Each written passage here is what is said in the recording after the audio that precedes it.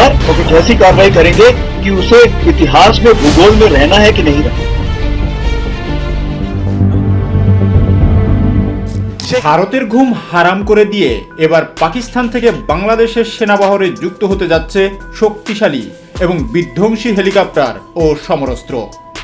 যে পাকিস্তানকে ভারত তাদের চিরশত্রু মনে করে, সেই পাকিস্তানের সাথেই বাংলাদেশের এই সামরিক দহরম মহরম কি নতুন কোনো যুদ্ধের ইঙ্গিত দিচ্ছে, নাকি এটি ডক্টর ইউনূসের এমন এক কূটনৈতিক মাস্টার স্ট্রোক যার জবাব দিল্লির জানা নেই?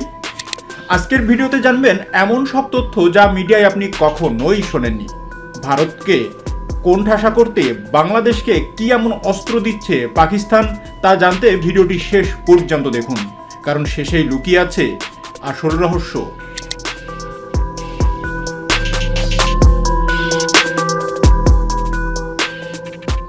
দক্ষিণ এশিয়ার রাজনীতিতে ঘটে গেল এক প্রলয়ঙ্কারী ঘটনা। দিল্লির সাউথ ব্লকে এখন পিন পতন নীরবতা, আর ঢাকার বুকে বইছে নতুন সমীকরণের বাতাস। যে বাংলাদেশের দিকে তাকিয়ে ভারত ভাবত তাদের একচ্ছত্র আধিপত্য, সেই বাংলাদেশি আজ ডক্টর মোহাম্মদ ইউনূসের নেতৃত্বে এমন এক চাল চেলেছে যা দেখে কার্যত কুপোকাত ভারতের প্রধানমন্ত্রী নরেন্দ্র মোদী। কিভাবে ডক্টর ইউনূস মোদীর দাদাগিরিকে টেক্কা দিলেন, কি ধরনের হেলিকপ্টার আসছে পাকিস্তান থেকে, এবং এই ঘটনা দক্ষিণ এশিয়ার মানচিত্রকে কিভাবে বদলে দিতে পারে। গত ১.৫ দশক ধরে বাংলাদেশ ও ভারতের সম্পর্ককে বলা হতো রক্তের সম্পর্ক বা স্বামী স্ত্রীর সম্পর্ক, কিন্তু ৫ই আগস্টের পট পরিবর্তনের পর সেই চিত্রনাট্য পুরোপুরি বদলে গেছে। ডক্টর মোহাম্মদ ইউনূস অন্তর্বর্তীকালীন সরকারের প্রধান হিসাবে দায়িত্ব নেওয়ার পর থেকেই তিনি স্পষ্ট বার্তা দিয়েছেন, বাংলাদেশ সবার সাথে বন্ধুত্ব চায়, কিন্তু কারো দাসত্ব নয়। ভারত এতদিন ধরে বাংলাদেশকে নিজেদের নিরাপত্তা বাফার বা সেফ জোন হিসাবে ব্যবহার করে আসছিল, কিন্তু ডক্টর ইউনূস ক্ষমতায় আসার পর থেকেই ভারতের সেই কমফোর্ট জোনে ফাটল ধরেছে। বিশেষ করে যখন ভারত শেখ হাসিনাকে আশ্রয় দিয়েছে এবং সীমান্তে হত্যা বন্ধ করেনি, তখন থেকেই বাংলাদেশ বিকল্প পথের সন্ধান করছিল। আর সেই বিকল্প পথ খুঁজতে গিয়েই ডক্টর ইউনূস এমন এক জায়গায় হাত দিয়েছেন যা ভারতের জন্য চূড়ান্ত দুঃস্বপ্ন, আর তা হলো পাকিস্তান। এতদিন ভারত নিশ্চিত ছিল যে বাংলাদেশ যাই করুক অন্তত পাকিস্তানের সাথে সামরিক সখ্যতা গড়ে তুলবে না, কিন্তু ডক্টর ইউনূস একজন বিশ্বমানের স্ট্র্যাটেজিক খেলোয়াড়। তিনি প্রমাণ করে দিলেন দেশের স্বার্থে এবং সেনাবাহিনীর শক্তি বৃদ্ধিতে তিনি যে কোনো কঠিন সিদ্ধান্ত নিতে পিছুপা হন না।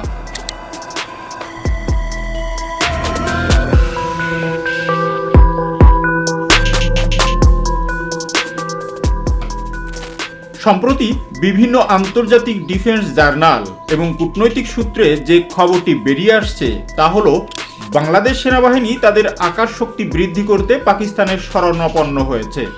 খবর অনুযায়ী পাকিস্তান থেকে অত্যাধুনিক সামরিক হেলিকপ্টার এবং সমরাস্ত্র আমদানির বিষয়ে দুই দেশের মধ্যে উচ্চ পর্যায়ের আলোচনা চূড়ান্ত পর্যায়ে রয়েছে। কিন্তু প্রশ্ন হলো, হঠাৎ পাকিস্তান কেন? এর উত্তর লুকিয়ে আছে সামরিক কৌশলে।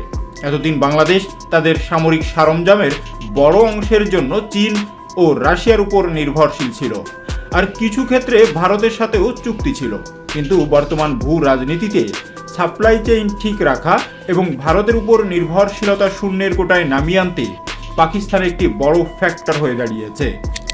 শোনা যাচ্ছে পাকিস্তান তাদের তৈরি এবং অ্যাসেম্বল করা অত্যাধুনিক অ্যাটাক হেলিকপ্টার এবং ট্রান্সপোর্ট কপ্টার বাংলাদেশকে সরবরাহ করতে পারে। এর পাশাপাশি পূর্বে কেনা চীনা প্রযুক্তির হেলিকপ্টারগুলোর রক্ষণাবেক্ষণ বা মেইনটেন্সের জন্য পাকিস্তানের কারিগরি সহায়তা নিচ্ছে বাংলাদেশ, কারণ পাকিস্তানের কাছে এই প্রযুক্তির বিশাল ভাণ্ডার রয়েছে। মোদী সরকার যখন বাংলাদেশকে অস্ত্র ও সমর্থন দিয়ে দমিয়ে রাখার স্বপ্ন দেখেছিল, ঠিক তখনই ডক্টর ইউনূস পাকিস্তানের সাথে এই ডিফেন্স ডিল করে ভারতকে বুঝিয়ে দিলেন বাংলাদেশ আর আগের মতো নেই। পাকিস্তান থেকে ঠিক কোন ধরনের হেলিকপ্টার আসতে পারে এবং সেগুলো কতটা বিধ্বংসী। সামরিক বিশ্লেষকদের মতে পাকিস্তানের হাতে তুরস্কের ডিজাইন করা T-129 অ্যাটাক হেলিকপ্টার এবং চীনা প্রযুক্তির Z-10 হেলিকপ্টারের অ্যাক্সেস রয়েছে। বাংলাদেশ সেনাবাহিনী তাদের স্ট্রাইকিং পাওয়ার বা আঘাত করার ক্ষমতা বাড়াতে এই ধরনের অ্যাটাক হেলিকপ্টারের খোঁজ করছিল বহুদিন ধরেই।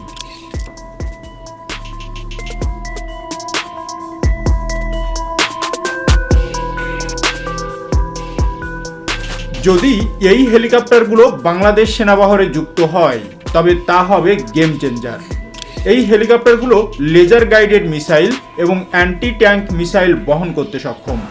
রাতের অন্ধকারেও শত্রুর ঘাঁটিতে নিখুঁত হামলা চালাতে পারে।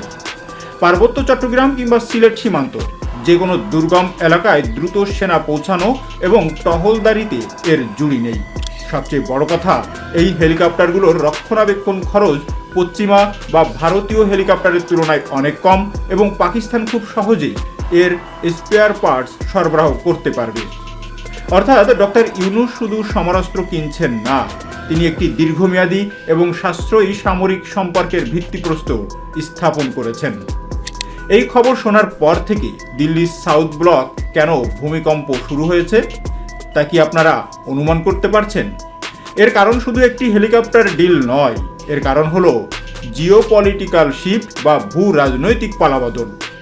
ভারতের প্রধানমন্ত্রী নরেন্দ্র মোদীর পররাষ্ট্র নীতির অন্যতম প্রধান স্তম্ভ ছিল নেইবারহুড ফার্স্ট বা প্রতিবেশী প্রথম, কিন্তু বাস্তবে দেখা গেছে ভারত তার সব প্রতিবেশীকে হারিয়েছে।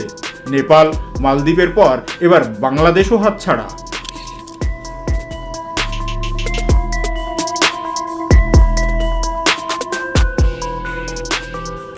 সবচেয়ে ভয়ের জায়গাটি হলো ভারতের চিকেন স্নেক বা শিলিগুড়ি করিডর।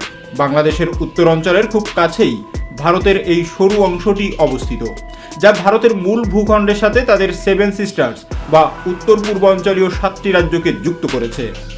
যদি বাংলাদেশ সেনাবাহিনী শক্তিশালী হয় এবং পাকিস্তানের সাথে তাদের সামরিক সখ্যতা গড়ে ওঠে, তবে ভারত মনে করে এটি তাদের জাতীয় নিরাপত্তার জন্য চরম হুমকি। ডক্টর ইউনূসের এই চালে মোদী সরকার এখন উভয় সংকটে। তারা না পারছে বাংলাদেশের উপর নিষেধাজ্ঞা দিতে, কারণ ডক্টর ইউনূসের পিছনে আমেরিকা ও পশ্চিমাদের সমর্থন আছে, না পারছে এই পাকিস্তান প্রীতি মেনে নিতে। মোদী এত বছরের এর পরিকল্পনা এবং প্রভাব বলাই ডক্টর ইউনূসের এক কৌশলেই ধূলিসাৎ হয়ে গেছে। একেই কি বলে রাজনীতির দাবা খেলায় কিস্তিমাত।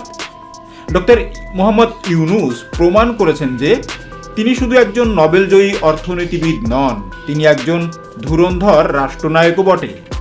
তিনি খুব ভালো করে জানেন ভারতের আগ্রাসী মনোভাব মোকাবেলার একমাত্র উপায় হলো সামরিক শক্তিতে স্বাবলম্বী হওয়া এবং মিত্রের সংখ্যা বাড়ানো।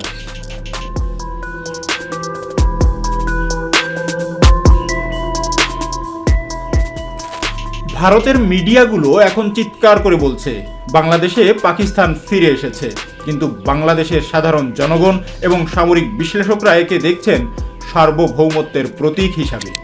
ডক্টর ইউনূস কোনো আবেগের বশবর্তী হয়ে সিদ্ধান্ত নেননি, তিনি নিয়েছেন বাস্তববাদী সিদ্ধান্ত। সেনাবাহিনীকে আধুনিকায়ন করতে হবে, আর সেই আধুনিকায়নের রসদ যদি পাকিস্তান থেকে কম দামে এবং ভালো মানের পাওয়া যায় তবে কেন নয়।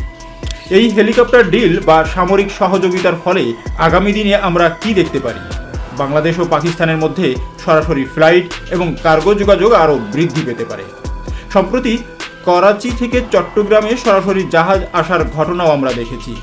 ভারত হয়তো সীমান্তে উত্তেজনা বাড়ানোর চেষ্টা করতে পারে অথবা আন্তর্জাতিক মহলে বাংলাদেশের বিরুদ্ধে প্রোপাগান্ডা চালাতে পারে, কিন্তু ডক্টর ইউনূসের গ্লোবাল ইমেজের কারণে ভারত খুব বেশি সুবিধা করতে পারবে বলে মনে হয় না।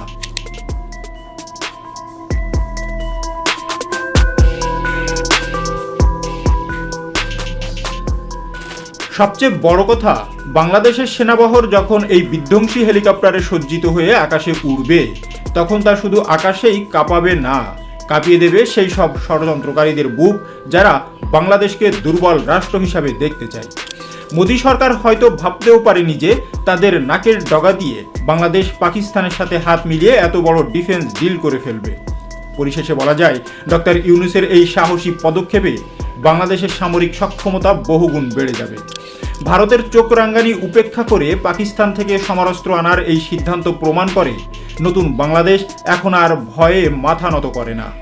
মোদির কপালে চিন্তার ভাঁজ আর বাংলাদেশের আকাশে পাকিস্তানের প্রযুক্তির হেলিকপ্টার, এই দৃশ্যই বদলে দিচ্ছে দক্ষিণ এশিয়ার রাজনীতিতে নতুন রাজার আবির্ভাব ঘটেছে। ডক্টর ইউনূসের এই সিদ্ধান্তকে আপনারা কিভাবে দেখছেন? পাকিস্তান থেকে হেলিকপ্টার বা সমরাস্ত্র আনা কি বাংলাদেশের জন্য সঠিক সিদ্ধান্ত, নাকি এতে ভারতের সাথে শত্রুতা আরও বাড়বে? আপনাদের মূল্যবান মতামত কমেন্টস করে অবশ্যই জানাবেন। আমাদের চ্যানেলটি সাবস্ক্রাইব করুন এবং এই ধরনের আরও গভীর বিশ্লেষণমূলক ভিডিও পাওয়ার জন্য চ্যানেলটি সাবস্ক্রাইব করে পাশে থাকা বেল আইকনটি প্রেস করতে ভুলবেন না। খুব শীঘ্রই দেখা হবে আপডেটেড কোনো বিষয় নিয়ে। ধন্যবাদ।